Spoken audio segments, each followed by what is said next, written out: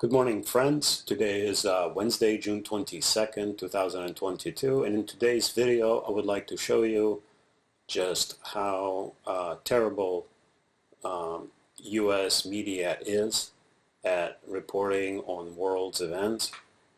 Now, I'm going to use an NPR article published on npr.org website on June 17th, 2022.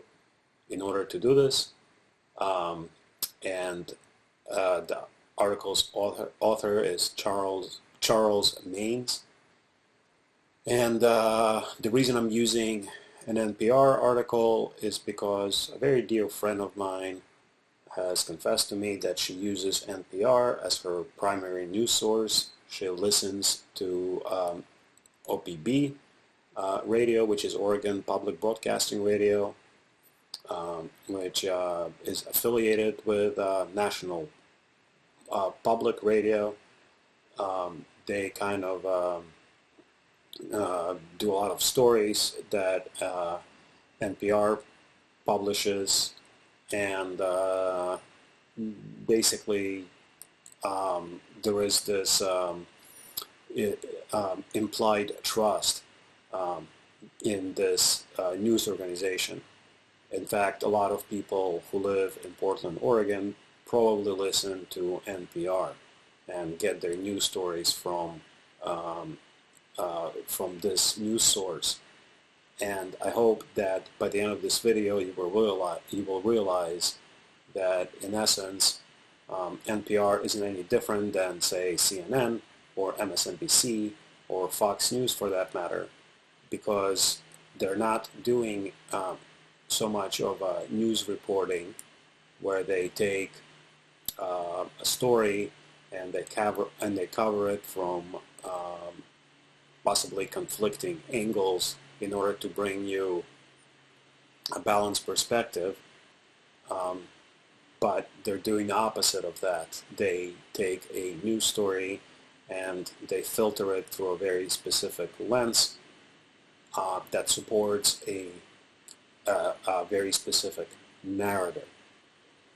So, without further ado, let me jump into the story that, again, published on npr.org website. I'm going to provide the link for it in the description of this video. The headline reads, "Russia's Putin lashes out at the U.S. and claims victory over sanctions." Moscow.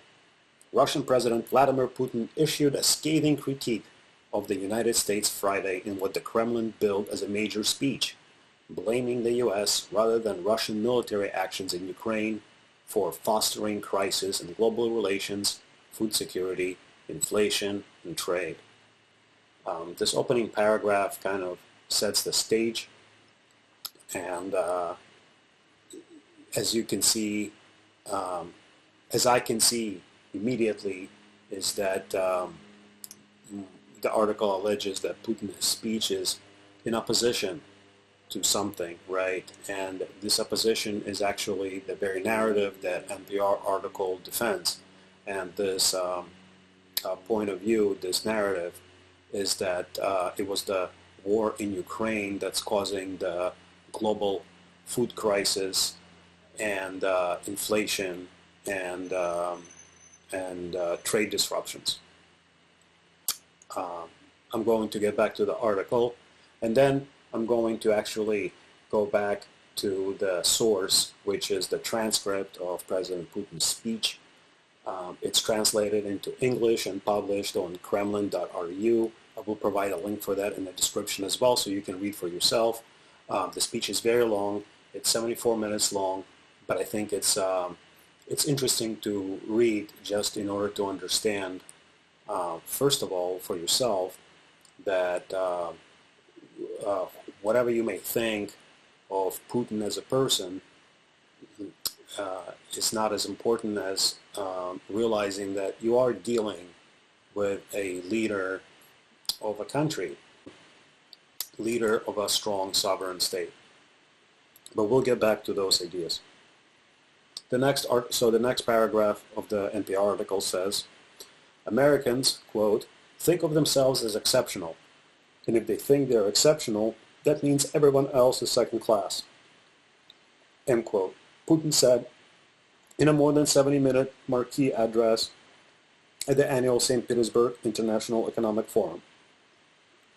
In contrast, Putin presented Russia as part of a new global order, willing to challenge, and America still clinging to its past status as the world's lone superpower.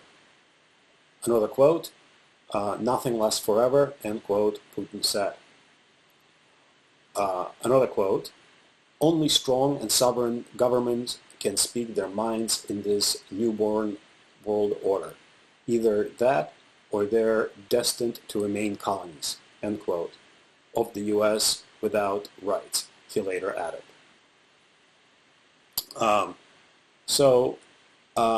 The article isn't very long, actually, and it doesn't really go into much more detail about Putin's, as the article admits, 74-minute speech. And if you were to just read the NPR article, I think it's fair to say that your impression would be that Putin's speech only dealt with international relations between Russia and America and European Union. And I assure you, nothing is farther from the truth. As a matter of fact, I took the time to record Putin's speech in a video. I did a translation for it, which took me forever because I'm very slow.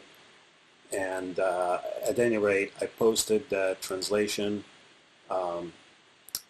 and the video on this channel, and you will see the link to it at the end of this video. You can watch it for yourself and see what Putin says. You can also go to kremlin.ru, where you will find an English translation of Putin's speech and read it for yourself, because it's so much more complex than the NPR article would suggest. But specifically to the few quotes that I read from the NPR article, I just want to read you the full quotes so that you have an idea of what actually was said. I quote, after declaring victory in a Cold War, the United States proclaimed itself to be God's messenger on earth, without any obligations and only interests which were declared sacred. They seem to ignore the fact that in the past decades, new, powerful, and increasingly assertive centers have been formed. Each of them develops its own political system and public institutions to its own model of economic growth, and naturally has the right to protect them and to secure national sovereignty. There are objective processes and genuinely revolutionary tectonic shifts in geopolitics, the global economy and technology, in the entire system of international relations, where the role of dynamic and potentially strong countries and regions is substantially growing. It is no longer possible to ignore their interests. I'm going to pause here and contrast it where NPR article says Americans think of themselves as exceptional. This is not what Putin said at all. He said America, it as an idea, as a country, America thinks of itself as exceptional.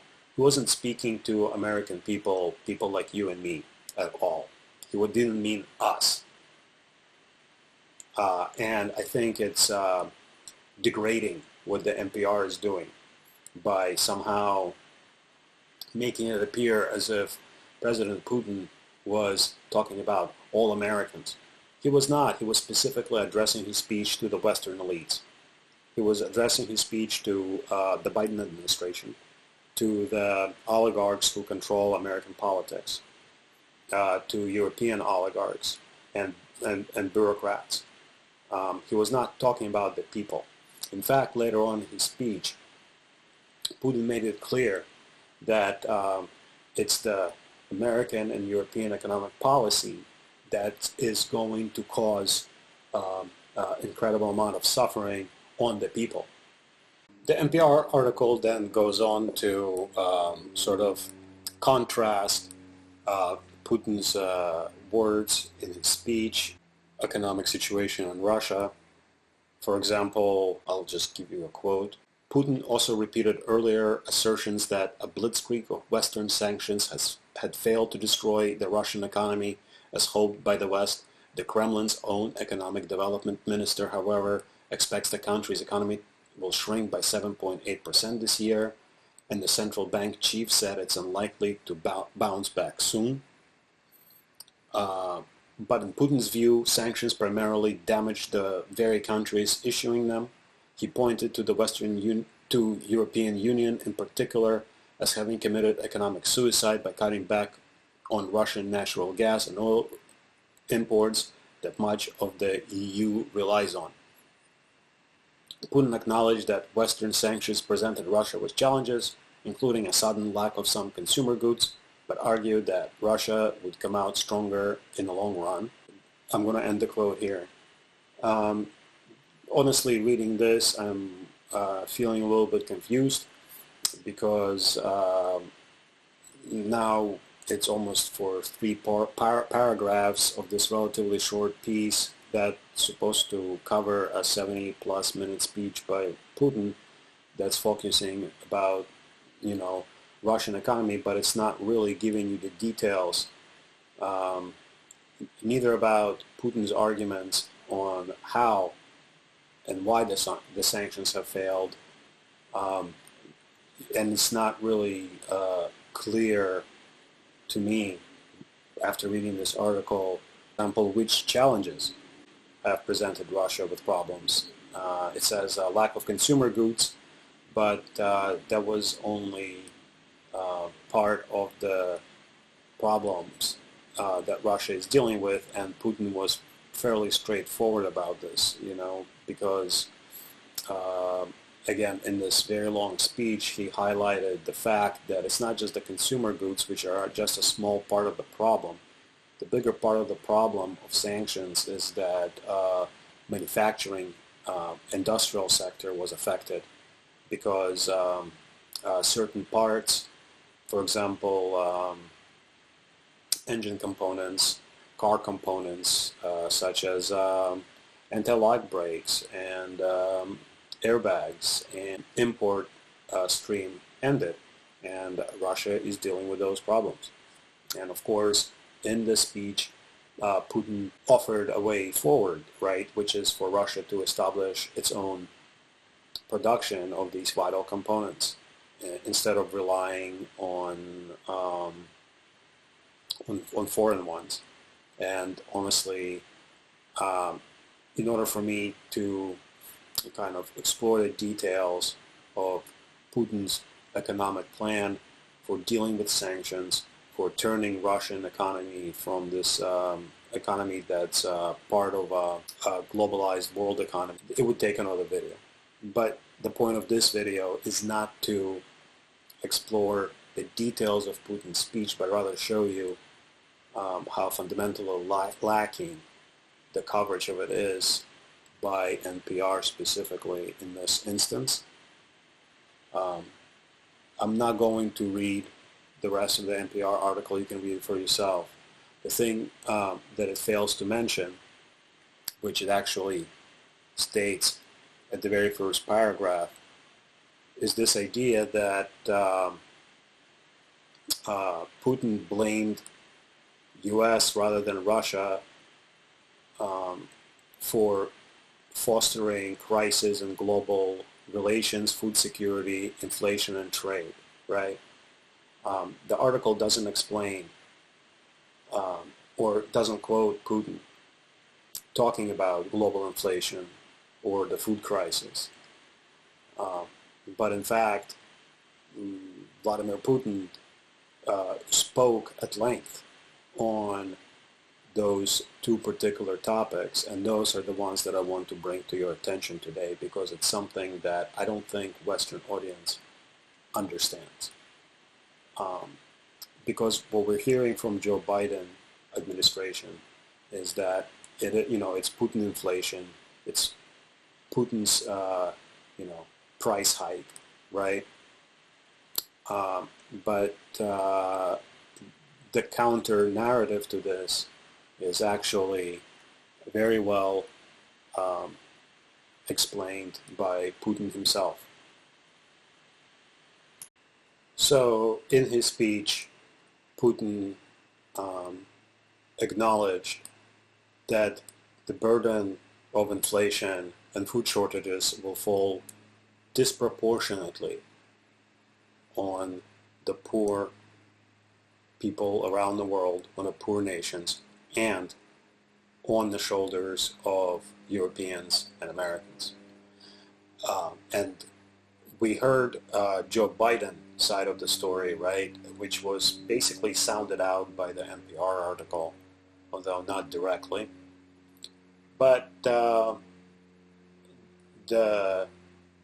Vladimir Putin's side of the story, I'm just going to read you a quote from his speech, which to me makes absolute sense. I have already cited this figure. Over the past 2 years, the money supply in the United States has grown by more than 38%. Previously, a similar rise took decades, but now it grew by 38% or $5.9 trillion. In 2 years, by comparison, only a few countries have a bigger gross domestic product. The European Union's money supply has also increased dramatically over this period. It grew by about 20%, or 2.5. Lately, I have been hearing more and more about the so-called, please excuse me, I really would not like to do this here, even mention my own name in this regard, but I can't help it. We all hear about the so-called Putin inflation in the West. When I see this, I wonder who they expect would buy this nonsense. People who cannot read or write? Maybe. Anyone literate enough to read would understand what is actually happening. Russia, our actions to liberate Donbass, have absolutely nothing to do with this. The rising prices, accelerating inflation, shortages of food and fuel, petrol, and problems in the economic sector are the result of system-wide errors the current U.S. administration and European bureaucracy have made in their economic policy. This is where the reasons are, and only there. The speech goes on, but the important things to understand here are how does America printing 40% more money and Europe printing 20% more money than it had before affect global inflation? Well, the euro and the dollar are sort of world currencies. Other countries store their wealth in euro and dollars, right? They have, their monetary reserves, their economic surpluses are stored typically in Western banks and typically in either euros or dollars or both, okay?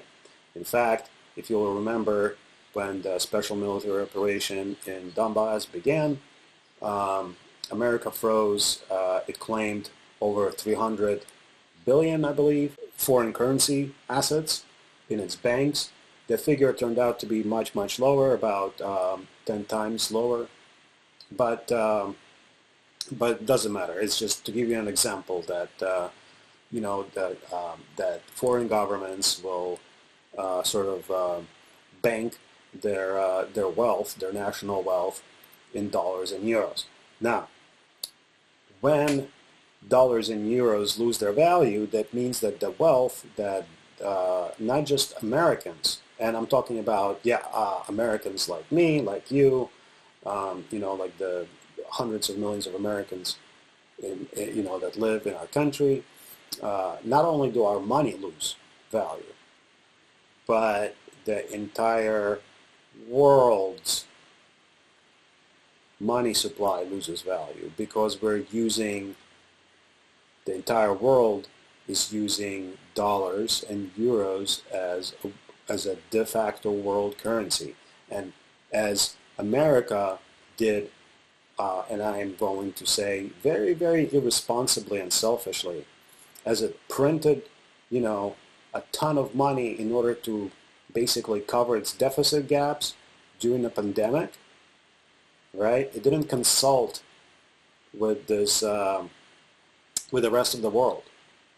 If it's providing a standard for exchange of goods and services based on a dollar, this is what a dollar is, right? It's a standard of exchange.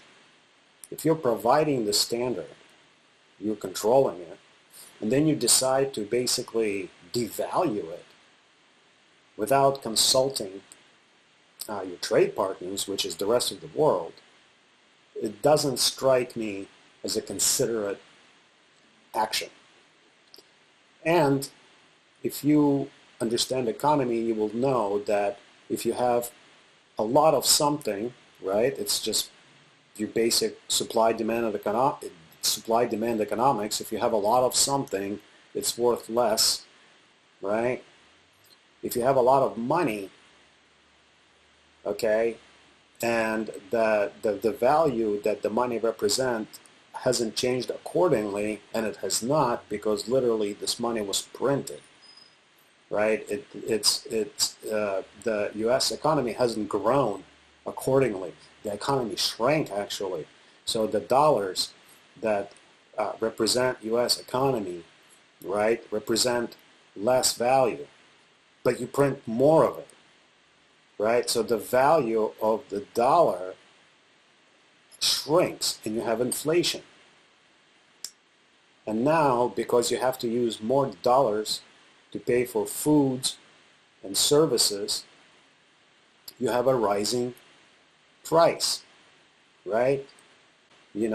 A bushel of wheat cost X amount of money. Well, now because there is 40% more dollars on the market, it's going to cost probably 40%. And in fact, later on in the speech, just a few paragraphs below the one I quoted, Putin says that. He says he pegs the food price index at being 50% higher. It's a figure that closely corresponds to the amount of money that was printed in America. Yeah, 40% more dollars were printed. Yeah, $5.9 trillion were printed in 2 years, which normally takes decades. And so, of course, food prices would go up.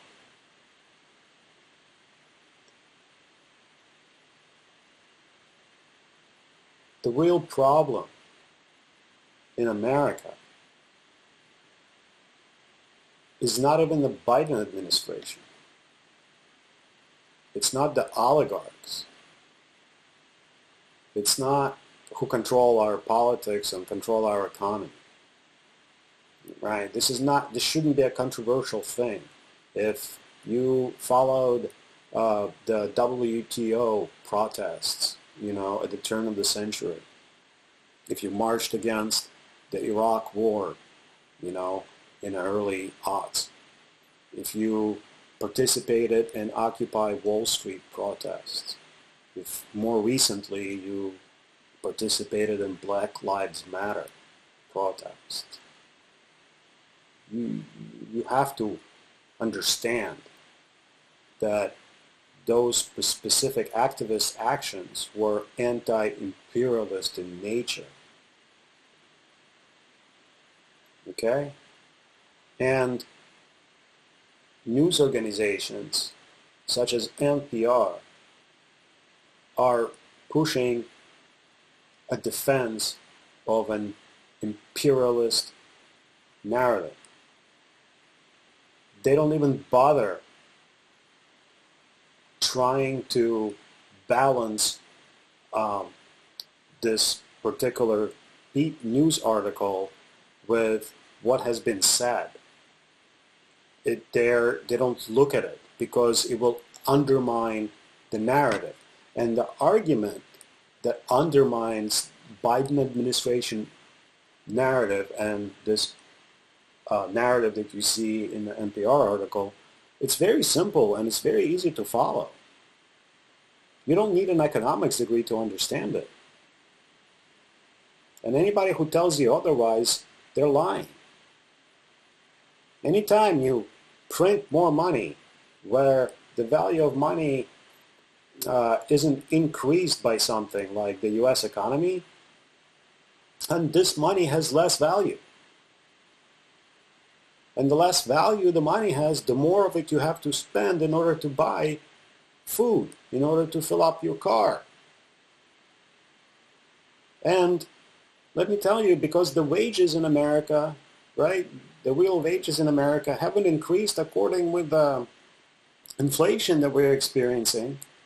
And the official inflation numbers are like a little bit over 8%, I think. Shadowstats.com, which uses older methodology for calculating inflation, they calculate inflation in double digits, right? It's over 16% at this point, which actually correlates to my personal experience, right?